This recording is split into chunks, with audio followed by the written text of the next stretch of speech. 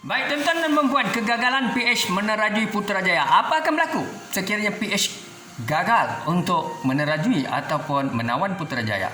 Yang pertama, perang politik berterusan. Saudara, kita tahu perang politik berlaku di kalangan Barisan Nasional, Perikatan Nasional dan Pakatan Harapan. Barisan Nasional telah menjadi kerajaan hampir 60 tahun. Begitu juga namun kita melihat Pakatan Harapan di tengah jalan. Berlaku konflik antara kem Tun Mahathir dan kem Datuk Seri Anwar. Akhirnya Pakatan rebah. Muncullah Tan Sri Muhyiddin Yassin. Sekarang ini majoriti Tan Sri Muhyiddin rendah 100. Maka mana mungkin Tan Sri dapat menjadi Perdana Menteri dan meneruskan perjuangan sebagai kerajaan Perikatan Nasional. Maka disitulah sekiranya pakatan ini gagal, Pakatan Harapan mendapat ruang dan peluang. Kita tahu segala penentuan ini ditentukan oleh Tuanku Sultan dan Raja-Raja Melayu. Tetapi ini adalah pandangan peribadi saya. Sekiranya mereka gagal, pakatan gagal, baik, perang politik akan berterusan, konflik politik. Yang kedua, kewibawaan Datuk Seri Anwar Ibrahim kita tidak mampu nilai. Setakat mana Datuk Seri Anwar kalau diberi peluang menjadi Perdana Menteri? Tidak lama saudara, setakat 6 bulan, setahun kita boleh tengok dalam jangka masa itu apakah yang mampu Datuk Seri lakukan.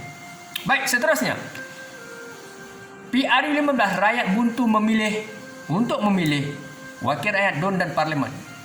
Kerana kita belum tahu bagaimana pasukan kepimpinan Datuk Seri Anwar, sudah pasti memang ada kolaborasi kerjasama. Tapi kita mahu melihat bagaimana Datuk Seri Anwar dan pucuk pimpinan parti ataupun jemaah menteri beliau mampu melaksanakan yang terbaik di bawah kepimpinan Datuk Seri Anwar Ibrahim sebagai Perdana Menteri. Inilah masanya Tuanku Sultan dan Raja-Raja Melayu.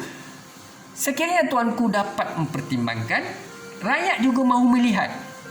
Kerana keputusannya adalah keputusan ketua negara, iaitu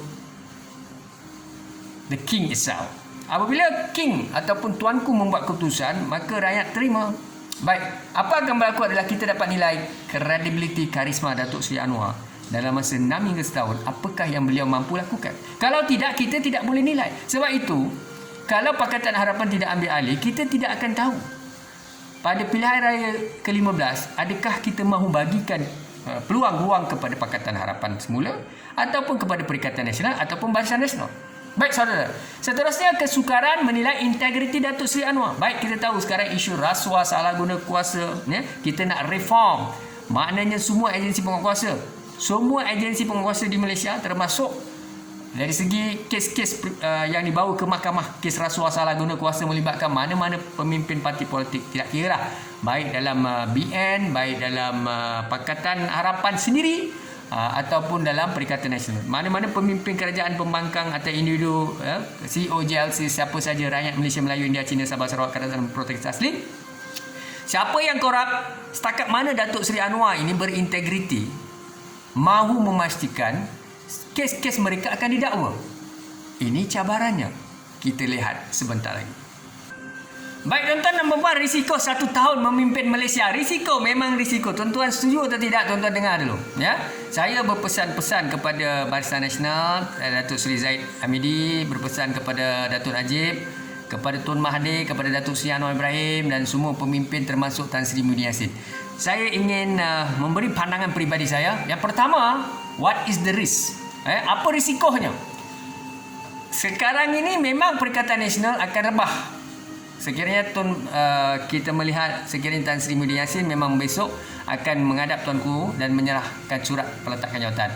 Apa akan berlaku dalam masa tempoh mungkin dalam setahun sekiranya pilihan raya diadakan kembali PRU 15? Kemungkinan kerajaan ini apabila mereka gagal menangani krisis COVID dan ekonomi ataupun rakyat ramai yang meninggal dunia maupun berlakulah krisis rumah tangga, perceraian, krisis jenayah dan sebagainya, krisis dari segi kebuluran, ya, melibatkan rakyat terpaksa menjual aset, ramai yang muflis dan sebagainya, ramai yang kebulu, maka di situ kerajaan atau Perdana Menteri yang dipilih akan ditolak pada PRU ke-15. Risiko. Tuan-tuan dengar cakap saya, memang risiko. Yang keduanya, digantikan calon baharu. Saudara, apabila rakyat sudah tahu Perdana Menteri Tak kira lah siapa jadi Perdana Menteri, Tun Mahathir, Datuk Seri Anwar atau Tengku Razali, siapa saja jadi Perdana Menteri, sudah pasti beliau akan digantikan dengan calon yang baru kerana beliau gagal untuk menangani COVID dan juga masalah ekonomi di Malaysia dan mengembalikan kepercayaan terhadap pelabur dan juga negara luar, pemimpin-pemimpin lain, G2G, government to government relation. Saudara, ini ancaman dan risiko yang ada. Seterusnya diberikan tekanan oleh pembangkang. Sudah pasti pembangkang akan meneruskan agenda pembangkang seperti biasa. Siapakah dia pembangkang? Kita tidak tahu. Kita tunggu dan lihat. Seterusnya dipantau oleh istana secara serius. Tuanku Sultan dan Raja-Raja akan pantau secara serius kerana kuasa Ketua Negara pada tuanku dan untuk mengisytiharkan darurat juga tuanku berkuasa. Saudara, dalam isu ini sudah pasti tuanku mahu melihat siapakah dia yang berani menerima cabaran ini. Dan siapakah yang dia beria-ia sungguh mahu jadi Perdana Menteri. Tuanku dan istana mahu melihat, memerhatikan setiap inci langkah pergerakan, gaya kesantunan kepimpinan, credibility, blueprint, roadmap, wawasan, strategi. Adakah kerajaan ini dan Perdana Menteri benar-benar berkarisma atau sebaliknya? Saudara, itulah yang saya ingin sampaikan. Saya harapkan tuan-tuan jangan salah faham. Seperti mana saya sebut, kita bukan negara totalitarian, authoritarian, military, communist regime. Kita negara demokrasi berparlimen. Kita menjunjung tinggi kepimpinan Duli Yang Maha Mulia Tuanku Sultan Raja-Raja Melayu, hormati Harta Polis 1967. Kita mengamalkan negara demokrasi berparlimen, raja berperlembagaan, merujuk kepada artikel 5 to 19 freedom of speech at any really choose your own school of thought. Wise out. Saudara, kita mestilah sentiasa memberikan pandangan yang baik.